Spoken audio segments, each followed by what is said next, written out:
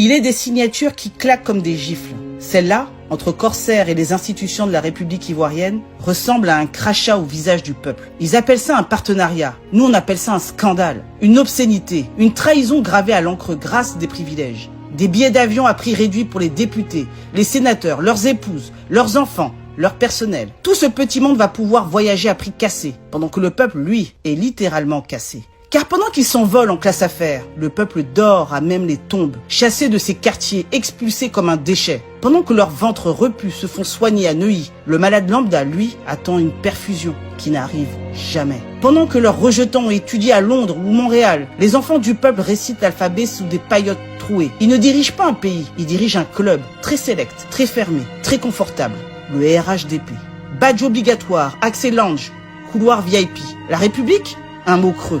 Un slogan de campagne. La Côte d'Ivoire, une entreprise privée, avec jet et champagne pour les actionnaires. Et la diaspora, cette vache à lait qui envoie des milliards chaque année, qu'elle continue d'envoyer, mais qu'elle ne rêve pas de contrepartie. Elle n'a pas la carte du club. Ils gouvernent entre eux, pour eux. Ils boivent notre sueur, mangent notre douleur, digèrent notre misère, puis nous jettent un sourire en période électorale. Oui, quand vient l'élection, ils reviennent le sourire bien repassé pour parler d'inclusivité, de solidarité et bien sûr, de solutions. Regardez le taux de croissance. La vie est chère? Chute. Regardez les ponts. Vous dormez en dessous? Chute. Regardez les routes. Vous avez été déguerpis? Chute. Regardez les buildings. Vous dormez dans des cimetières? Chute. Ado la solution, disait-il. Visiblement, la solution, c'est de vous oublier. Et vous croyez encore qu'ils partiront d'eux-mêmes? Voyons. On ne quitte pas un buffet à volonté quand c'est le peuple qui règle la note. On se resserre, on commande le dessert et un digestif. On trinque et on laisse un pourboire à soi-même. Ce partenariat est une gifle, non pire, un doigt d'honneur en plein visage. Une preuve de plus que ce pouvoir ne nous voit pas.